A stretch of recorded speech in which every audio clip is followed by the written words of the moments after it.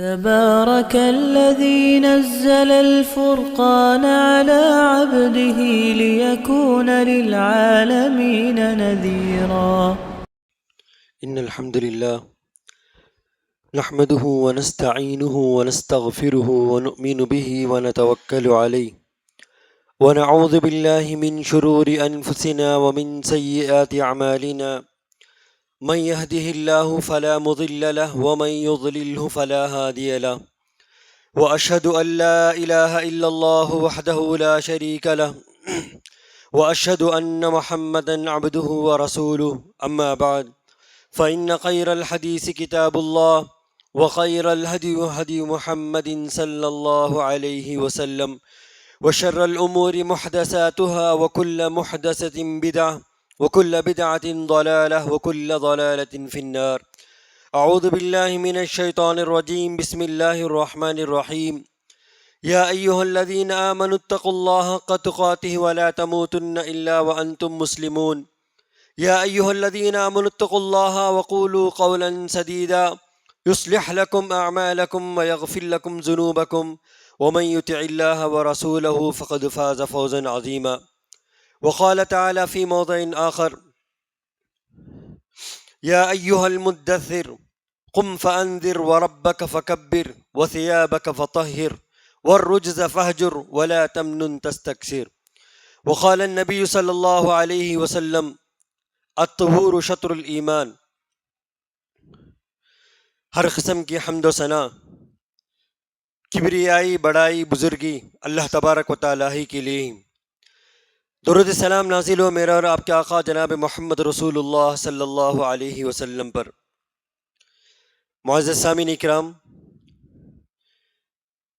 اللہ تبارک و تعالیٰ نے قرآن مجید میں پاکی صفائی کی بڑی اہمیت بیان کی ہے، اور مذہب اسلام کے علاوہ دنیا میں جتنے بھی مذاہب پائے جاتے ہیں، ہر مذہب میں پاکی صفائی کی بڑی اہمیت دی گئی ہے.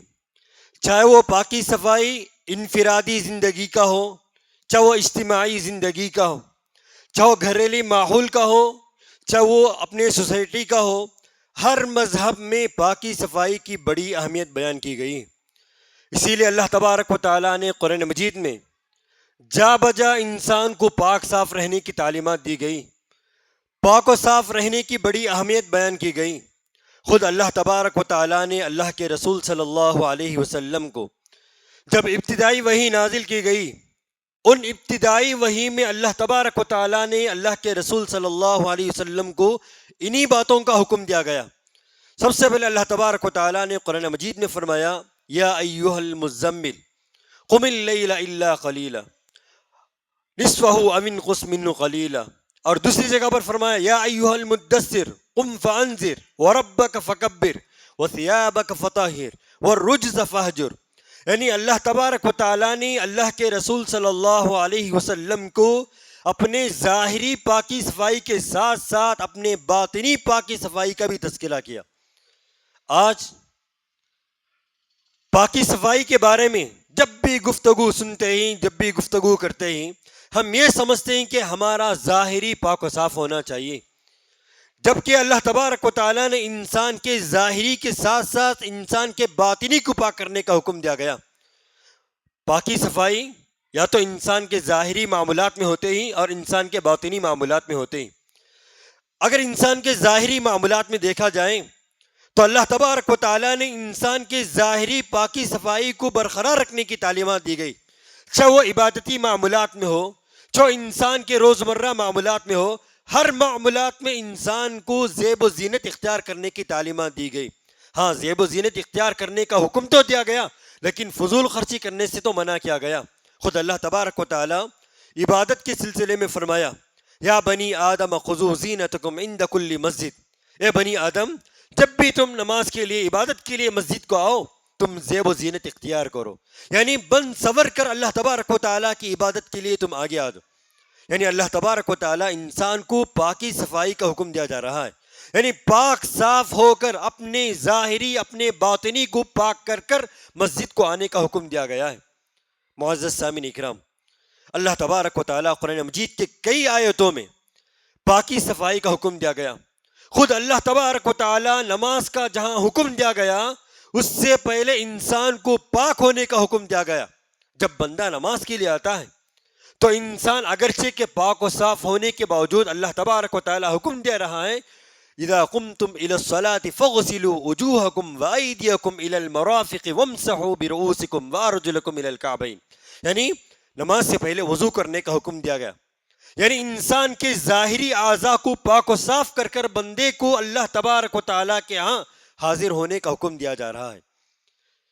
اور اللہ تبارک و تعالیٰ کا ایک محبوب بندہ، جو بندہ اللہ تبارک و تعالیٰ جو بندہ یہ پسند کرتا ہے کہ اللہ تعالیٰ مجھ سے محبت کرے، تو اللہ تبارک و تعالیٰ کہتا ہے کہ وہ بندے، جس بندے کو میں محبت کرنا ہو وہ بندہ پاک و صاف کو اختیار کر لے، اپنا نمونہ بنا لے پاک و صاف کو. خود اللہ تبارک و تعالیٰ قرآن مجید میں کہتا ہے ان اللہ یحب التوابین ویحب المتطہرین.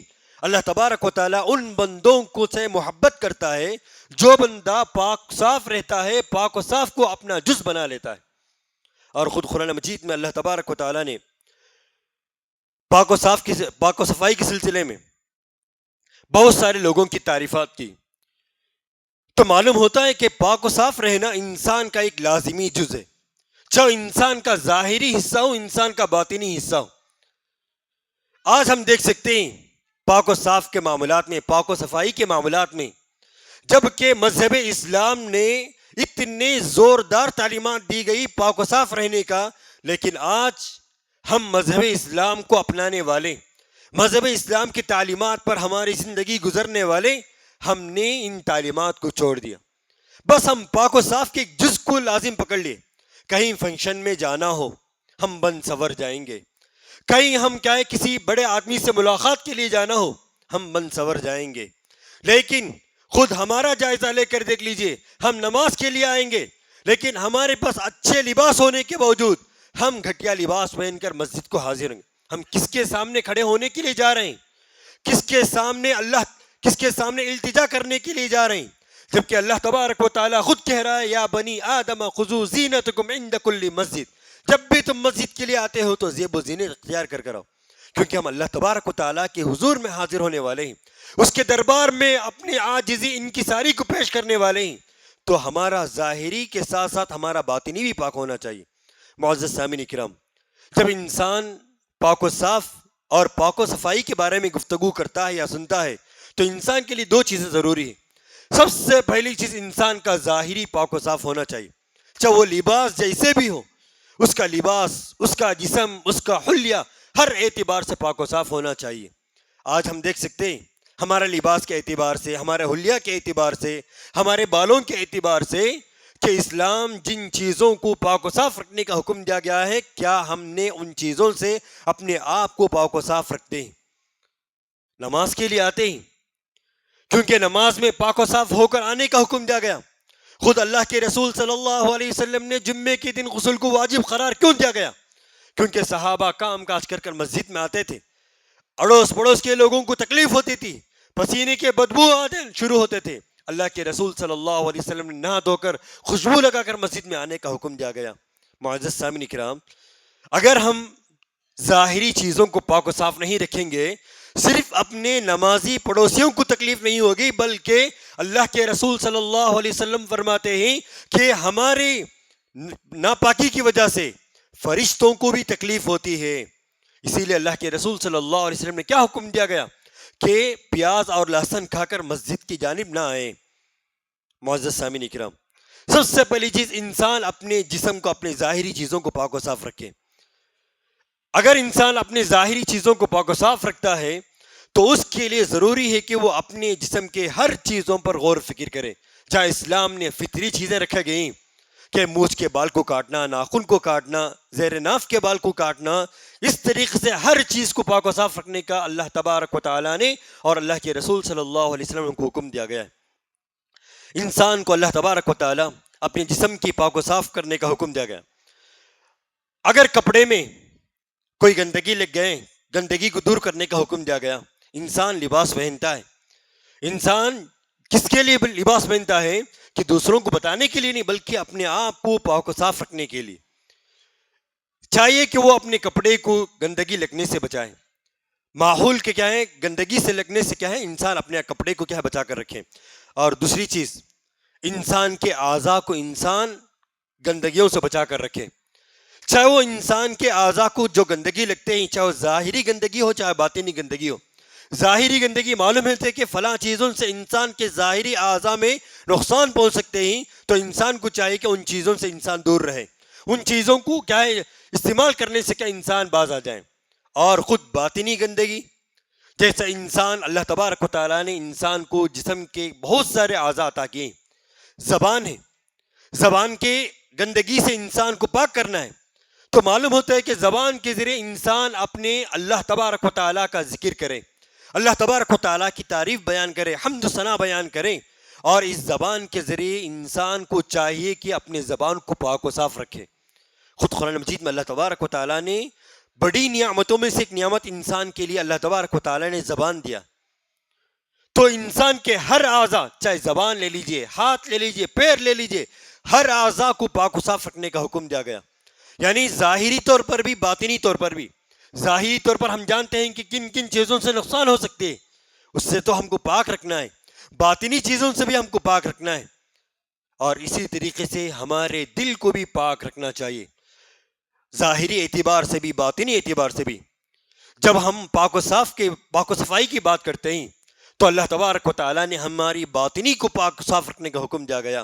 خود قرآن مجید میں اللہ تبارک و تعالیٰ نے کیا فرمایا؟ وَأَمَّا مَنْ خَافَ مَقَامَ رَبِّهِ وَنَهَى النَّفْسَ عَنِ الْهَوَىٰ فَإِنَّ الْجَنَّةَ هِيَ الْمَأْوَىٰ۔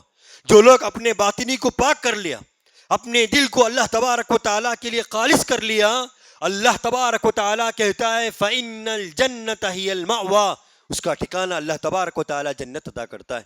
اسی لیے ہمارے لیے ہم اپنے ظاہری کے ساتھ ساتھ اپنے باطنی کو پاک کرنے کا حکم دیا گیا۔ اگر ہم اپنے ظاہری کو پاک و صاف کر لیے، ہم اپنے جسم کے، اپنے کپڑے کے، اپنے رہن سہن کے ہر چیز کو پاک و صاف کر لیے، لیکن ہمارا باطن بگڑ جائے، اللہ تبارک و تعالیٰ کے پاس ہم کامیاب نہیں ہوں گے۔ اسی لیے قرآن مجید میں اللہ تبارک و تعالیٰ نے اپنے باطنی کو پاک کرنے کی بڑی تاکید قرآن مجید میں بیان کیے گئے۔ معزز سامعین کرام، آج ہمارا باطنی دیکھ لیجئے کہ انسان کا دل، جن چیزوں کو اس کے دل میں جگہ ہونا چاہیے ان چیزوں کے علاوہ تمام چیزیں موجود ہیں، کیونکہ ہمارا باطن کیا ہے گندے ہو چکے ہیں، حسد کے ذریعے، کینہ کپٹ کے ذریعے، یا کیا دنیا کی محبت کے ذریعے، اس طریقے سے ہمارا دل کیا ہے گندے ہو چکے ہیں، ہمارے دل کیا ہے زنگ آلود ہو چکے ہیں۔ اللہ تبارک و تعالیٰ کہتا ہے اگر ان چیزوں کو ہٹائیں گے تو اللہ تعالیٰ کی محبت پیدا ہوں گے، جس کے دل میں اللہ تعالیٰ کی محبت پیدا ہوں گے اس کے دل میں اللہ تعالیٰ کا خوف پیدا ہو جائیں گے، اور وہ اپنے باطنی کو پاک کرنے کی کوشش کرے گا۔ اسی لیے اللہ کے رسول صلی اللہ علیہ وسلم نے صحابہ کو اپنے ظاہری اور اپنے باطنی کو پاک کرنے کا حکم دیا گیا۔ معزز سامعین کرام، جب پاک و صفائی کی بات آتی ہے تو انسان کے صرف انفرادی زندگی تک نہیں بلکہ انسان کے اجتماعی زندگی تک کیا ہے پاک و صاف رہنے کا حکم دیا گیا۔ ایک انسان ہے، اگر اس کو حکم دیا گیا کہ تمہارا ظاہری تمہارا باطنی پاک ہونا چاہیے، اور اس کے گھر والوں کو بھی حکم دیا گیا، اگر گھر کے تمام افراد پاک و صاف ہیں تو اسلام نے ہم کو صرف اپنے گھر کو پاک و صاف کرنے کا حکم نہیں دیا گیا بلکہ اپنے ماحول کو بھی پاک و صاف رکھنے کا حکم دیا گیا۔ آج افسوس کے ساتھ کہنا پڑ رہا ہے کہ آج ہمارا ماحول دیکھ لیجئے، ہمارا گلی کوچہ دیکھ لیجئے، اپنے گھر کے اڑوس پڑوس میں دیکھ لیجئے، جس مذہب نے پاک و صفائی کی اتنی تعلیمات دی گئی، اتنا حکم دیا گیا، کہ اس کے باوجود خود اپنا گھر گندا، خود اپنے گھر کے اندر بہت سارے کیا ہے گندگی، اتنے غلاظتیں، پاک و صفائی کی کمی، لیکن اس کے باوجود اسلام نے گھر کے ساتھ ساتھ اپنے پڑوسیوں، اپنے محلوں کو پاک و صاف رکھنے کا حکم دیا گیا۔ اللہ کے رسول صلی اللہ علیہ وسلم نے کیا حکم دیا گیا؟ اتقوا، حدیث میں اللہ کے رسول صلی اللہ علیہ وسلم فرمایا اتقوا الملاعنین الثلاثہ، یعنی 3 ایسے ملامت کرنے والی جگہوں سے بچنے کا حکم دیا گیا۔ اللہ کے رسول صلی اللہ علیہ وسلم فرماتے ہیں اس میں سے ایک البراز، نمبر 2 الموارد وقارعۃ الطریق، یعنی 3 جگہوں پر، ایک تو لوگوں کے عام راستوں پر، پھلدار درخت کے نیچے، اور کیا ہے عام چوراستوں پر کیا ہے بول و براز کرنے سے، گندگی پھیلانے سے اسلام نے ہم کو سختی سے منع کیا گیا۔ معزز سامعین کرام، آج ہمارا ماحول دیکھ لیجیے، خود اپنے گھر کو پاک و صاف رکھنے کے ساتھ ساتھ اپنے محلوں کو پاک و صاف رکھنے کا حکم دیا گیا، لیکن اس کے باوجود ہمارا محلہ دیکھ لیجیے کہ گندگیوں سے کیا لت پت رہیں گے، غلاظت دیکھتے ہوئے جائیں گے لیکن اس کو صاف کرنے کی نوبت نہیں آئیں گی، گھر سے کیا ہے گندگی لے کر آئیں گے لیکن اس کو اس کے جگہ پر پہنچانے کے بجائے یا اپنے گھر کے کیا ہے کنارے پر رکھنے کے بجائے دوسروں کے گھر کے آگے رکھ دیں گے۔ کیوں؟ اپنا گھر پاک ہوتا دوسروں کو کچھ بھی ہو جائے۔ معزز سامعین کرام، اگر ہماری وجہ سے کسی کو تکلیف ہو، اگر کسی کے دل سے آہ نکل جائے، سمجھو اللہ تبارک و تعالیٰ ان کے آہ کو سن لیتا ہے، ہم ان کے بدعا کے مستحق بن جائیں گے۔ آج ہمارے گھروں کا ماحول دیکھ لیجیے، ہمارے گلیوں کا ماحول دیکھ لیجیے کہ گھر دھوتے ہیں، گھر کو پاک و صاف کرتے ہیں، لیکن اپنے گھر کو پاک و صاف رکھنے کی وجہ سے 10 گھر کو تکلیف دیتے ہیں، راستے میں گزرنے والوں کو تکلیف، راستے میں گاڑی چلانے والوں کو تکلیف، پیدل جانے والوں کو تکلیف۔ اگر ہماری گندگیوں سے کسی مسلی کے کہے کپڑے میں گندگی لگ جائے یا کسی آدمی کو تکلیف پہنچ جائے یا کسی آدمی کو اس سے کیا بیماری لاحق ہو جائے، اس کا ذمہ دار خود ہم ہوں گے، اس کا مسئول ہم ہوں گے۔ کل قیامت کے دن اللہ تبارک و تعالیٰ کے ہاں ہم جواب دینا پڑے گا۔ معزز سامعین کرام، آج افسوس کے ساتھ کہنا پڑ رہا ہے کہ آج ہمارے ماحول کو دیکھ لیجئے، جس مذہب نے ہم کو پاک و صاف رہنے کا حکم دیا گیا، اپنے گھروں کو پاک و صاف رکھنے کا حکم دیا گیا اور اپنے محلوں کو پاک و صاف رکھنے کا حکم دیا گیا، اسی لیے اللہ کے رسول صلی اللہ علیہ وسلم نے کیا فرمایا؟ اماطۃ الاذی عن الطریق صدقہ، یعنی راستے میں تکلیف دہ چیزوں کو کیا ہے دور کرنا کیا ہے صدقے میں شمار کیا گیا۔ اور حتیٰ یہ کہ اللہ کے رسول صلی اللہ علیہ وسلم حدیث میں بیان کرتے ہیں، ایک آدمی کیا ہے راستے میں ایک ٹہنی کیا ہے آگے تھے، اس کو کیا ہے دور کر دیا، اللہ تبارک و تعالیٰ نے اس کی مغفرت کر دی، اس کو جنت نصیب کر دیا۔ اتنے بڑے ثواب کا کام، لیکن آج گندگی کو دور کرنے کی تو دور کی بات، خود ہم کیا ہیں گندگی کو پھیلانے والے بن گئے۔ راستے میں چلتے ہوئے جائیں گے لیکن کیا کریں گے؟ تھوکتے ہوئے چلے جائیں گے، اور جاتے ہوئے دیکھیں گے گندگی ہے لیکن ہم کو توفیق نہیں ہوگی کہ اس گندگی کو دور کر دیں۔ اور خود کیا ہے کوئی بندہ راستے میں کسی چیز تکلیف دہ چیزوں کو کیا ہے راستے میں کیا ہے صفائی پاکی صفائی کو چھوڑ کر گندگی پھیلاتا رہے گا، لیکن کسی کو ہمت نہیں آتی کہ اس کو روکیں، اس کو ہدایت دیں، اس کو تعلیمات دیں، یہ فلاں چیز فلاں جگہ پہنچانے کی، اس جگہ رکھنے کی نہیں ہے۔ معزز سامعین کرام، یا تو خود کیا ہے برائی کو دور نہیں کرتے، یا خود برائی کیا ہے برائی سے باز نہیں آتے اور برائی کرنے والے کو نہ روکتے۔ اس وجہ سے ہمارے درمیان کیا ہے قسم قسم کی بیماریاں، قسم قسم کی کیا ہے بیماریوں میں ملوث ہو چکے ہیں۔ کیوں؟ پاک صف نہ رہنے کی وجہ سے، پاک و صفائی کو کیا چھوڑنے کی وجہ سے، ترک کرنے کی وجہ سے۔ معزز سامعین کرام، اسی لیے اللہ کے رسول صلی اللہ علیہ وسلم نے ہر معاملات میں آداب سکھائے۔ بندہ پانی پیتا ہے، پانی پینے کے آداب سکھائے۔ کیوں سکھائے؟ کیونکہ اسلام پاک و صاف رہنے اور پاک و صاف رہنے کا مذہب سکھاتا ہے۔ اگر پانی ہے، پانی پیتے ہیں دیکھ کر پینے کا حکم دیا گیا، کہیں اس میں گندگی نہ ہو تاکہ اس گندگی کی وجہ سے آپ اس کے کیا نقصان دہ کیا ہے ثابت نہ ہو جائیں۔ کھانا کھانا ہے، کھانے کھانے سے پہلے کتنے آداب سکھائے گئے، یعنی برتن کو صاف کرنے کا حکم دیا گیا، اپنے ہاتھوں کو صاف کرنے کا حکم دیا گیا، ناخن کاٹنے کا حکم دیا گیا۔ کوئی حکم دیا گیا تاکہ آپ کو جو غذا کھا رہے ہیں یہ غذا آپ کو مضر نہ پہنچائیں، جس کی وجہ سے آپ بیمار نہ پڑ جائیں، جس کی وجہ سے آپ کو نقصان نہ پہنچ جائیں۔ اللہ کے رسول صلی اللہ علیہ وسلم کو حکم دیا گیا۔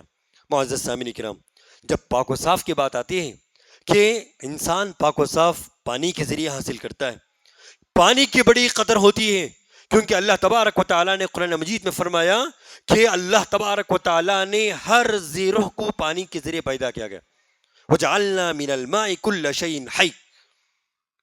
لیکن آج پانی کے ذریعے پانی کو کتنا اسراف کرتے ہیں پاک و صفائی کے نام پر، کہ جن چیزوں کو جتنی ضرورت ہے پاک و صاف کرنے کے لیے اتنا ہی پانی استعمال کرنا چاہیے۔ اسی لیے اللہ کے رسول صلی اللہ علیہ وسلم نے فرمایا اگر آپ کسی تالاب کے کنارے بیٹھ کر کیا وضو کر رہے ہیں اس جگہ پر بھی آپ کو پانی ضائع کرنے کا حکم نہیں دیا گیا۔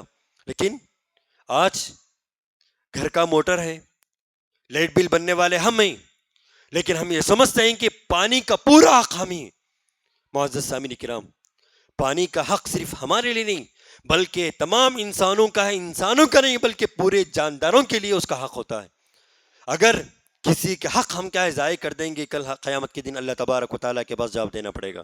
اسی لیے ہر چیزوں کو اس کے مقدار میں استعمال کرنے کا حکم دیا گیا، جن چیزوں کو جتنی مقدار میں استعمال کرنے کا حکم دیا گیا اتنا ہی ہم کو استعمال کرنے کا حکم دیا گیا۔ اسی لیے جب بھی ہم پاک و صاف رہنے کا حکم دیا گیا اور اس کا تذکرہ کیا جاتا ہے تو ہم اپنے ظاہری اور اپنے باطینی کو پاک کرنے کا حکم دیا گیا ہے۔ معزز سامعین کرام، آج اسلامی تعلیمات کے نقطہ نظر سے ہم دیکھ لیجئے کہ ہمارا ظاہری کتنا پاک ہے، ہمارا باطنی کتنا پاک ہے، کیونکہ مذہب اسلام نے انسان کو اپنے ظاہری اپنے باطنی دونوں چیزوں کو پاک کرنے کا حکم دیا گیا۔ اللہ کے رسول صلی اللہ علیہ وسلم کی سیرت اٹھا کر پڑھ کر دیکھ لیجئے کہ اللہ کے رسول صلی اللہ علیہ وسلم کتنا پاک رہتے تھے اور پاک رہنے کا حکم دیا گیا۔ خود قرآن مجید میں کیا فرمایا؟ قم فانذر وربک فکبر وثیابک فطہر، اپنے کپڑوں کو پاک کرنے کا حکم دیا گیا۔ والرجز فہجر، ہر گندگی سے پاک رہنے کا حکم دیا گیا۔ معلوم ہے کہ فلاں چیز سے اپنے ظاہری اپنے باطنی چیز کو کیا ہے ناپاک کر دے گی تو اس سے بچنے کا حکم دیا گیا۔ اور اللہ کے رسول صلی اللہ علیہ وسلم نے ہم کو عام راستوں سے گندگی کو دور کرنے کا حکم دیا گیا، لیکن آج ہم دیکھ سکتے ہیں کہ راستے میں چلتے ہوئے سب سے پہلی بات تو کیا ہے، اسلام ہم کو ایسی چیزوں سے منع کرتا ہے جو ہمارے صحت کے لیے مضر ہو اور ہمارے جان کے لیے مضر ہو، ایسی چیزوں سے منع کرتا ہے۔ لیکن ہم گٹکھا کھانے والے کو دیکھتے ہیں، کیا کرتے ہیں، جہاں دل میں آیا تھوک دیتے ہیں۔ یہ نہیں دیکھتے کہ اس سے کیا ہے گزرنے کا راستہ ہے، لوگوں کو تکلیف ہوگی۔ کوئی کیا ہے چپل پہن کر جاتے ہیں، جو کوئی کیا ہے چپل کے بغیر جاتے ہیں۔ لیکن انسان اگر کسی گندگی میں پیر رکھ دے، اس کی وجہ سے اس کو کیا ہے کوئی کیا ہے نقصان ہو جائے تو انسان خود ضامن ہو جائے گا۔ ہوٹلوں میں دیکھتے ہیں، دواخانوں میں جا کر دیکھ لیجئے، گئے سیڑھیوں میں کیا ہے جہاں جگہ ملا وہاں کیا ہے تھوک دیتے ہیں۔ مذہب اسلام ہم کو تعلیمات نہیں دیتے، ہر جگہ پاک و صاف رہنے کا حکم دیا گیا۔ خود پاک و صاف رہنے کا ساتھ ساتھ محلوں کو گھروں کو ہر جگہ پر پاک و صاف رکھنے کا حکم دیا گیا۔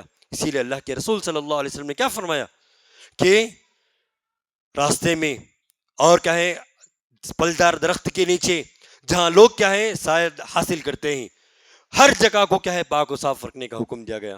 معزز سامعین کرام، اسلامی تعلیمات کے نقطہ نظر سے آج ہم غور کریں گے تو معلوم ہوتا ہے کہ مذہب اسلام ہر تعلیمات انسان کے فائدے کے طور پر عطا کرتا ہے۔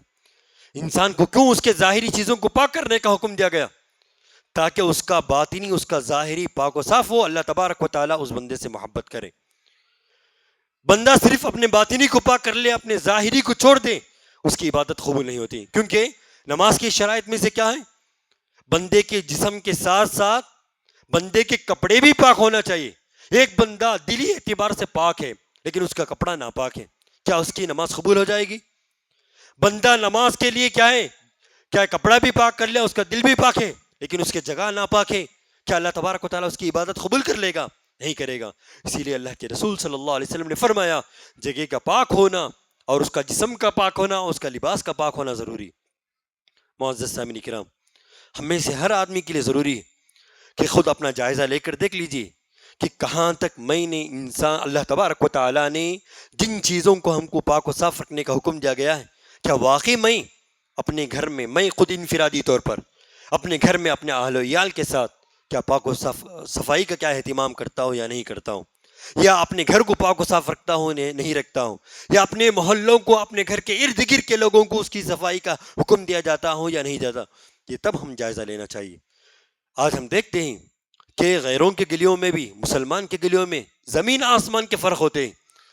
کیا آنکھ بن کر کہہ سکتے ہیں اگر کسی گلی میں کیا ہے گندگی زیادہ ہو، وہ کون سے گلی ہوتے ہیں؟ مسلمان کے گلی ہوتے ہیں، کیونکہ ایک رواج بن گیا ہے۔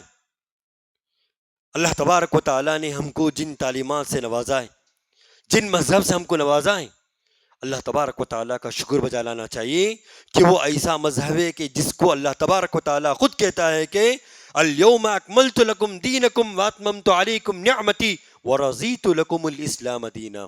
اللہ تبارک و تعالیٰ نے اس کو راضی ہو گیا، اس کو پسند کر لیا مذہب اسلام ہونے کے ناطے۔ اس مذہب اسلام میں ہم داخل کیا اللہ تبارک و تعالیٰ نے، اور اس کی تعلیمات کو ہم سنتے ہیں پڑھتے ہیں، لیکن ہمارا معمول حزم معمول وہی کہ ہم گندگی کو پھیلائیں گے، خود گندگی کو کیا اختیار کر لیں گے اور گندگی کو پھیلائیں گے، پاک و صاف نہ رہیں گے، نہ رہنے دیں گے، یہ ہمارا شیوا بن چکا ہے۔ اللہ کے رسول صلی اللہ علیہ وسلم نے اسی لیے فرمایا المسلم من سلم المسلمون من لسانہ ویدہ، اور پڑوسیوں کے سلسلے میں کیا فرمایا؟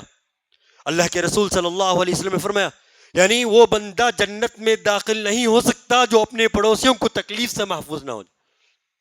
لیکن آج ہم اپنی ظاہری طور پر تو کیا ہے، اپنے زبان سے تو پڑوسیوں کو تکلیف نہیں دیتے، لیکن اپنے احوال سے، اپنے کردار سے، اپنی حرکتوں سے پڑوسیوں کو تکلیف دیتے ہیں، گندگیوں پھیلا کر، یعنی ایسی چیزوں کو پھیلا کر جس سے کیا ہے نفرتیں پیدا کر دیتے ہیں۔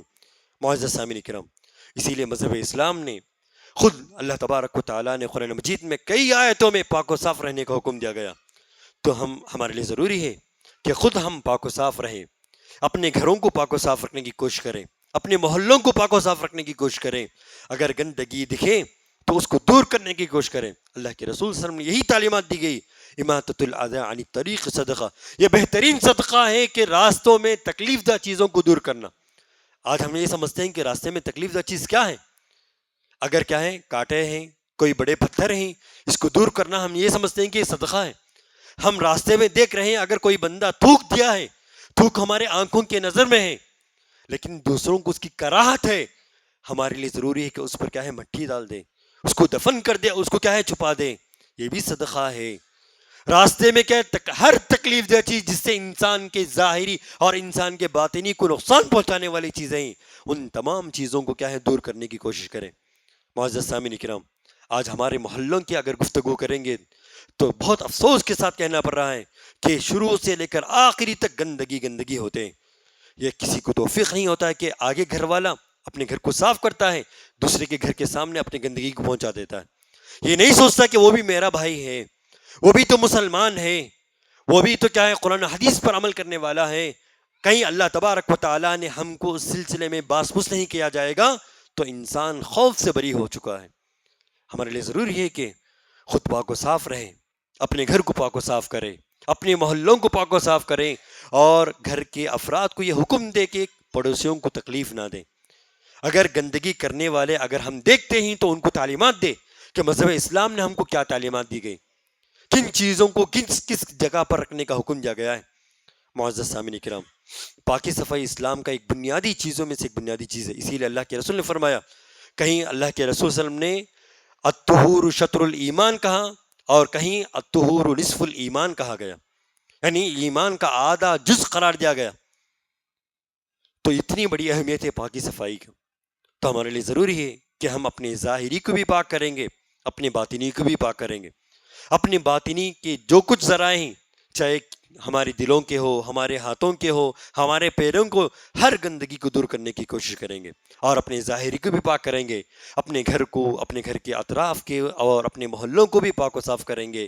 یہی اسلامی تعلیمات ہے۔ اللہ تبارک و تعالیٰ سے دعا ہے کہ اللہ تعالیٰ ہم تمام کو پاک و صاف رہنے کی توفیق عطا فرمائے، اور اپنے گھروں کو، اپنے محلوں کو پاک و صاف رکھنے کی توفیق عطا فرمائے، اور اپنے ذریعے کسی اور کو تکلیف پہنچانے سے اللہ تعالیٰ ہم تمام کو توفیق عطا فرمائے۔ آمین۔ ربنا تقبل منا انك انت السميع العليم وتب علينا انك انت التواب الرحيم۔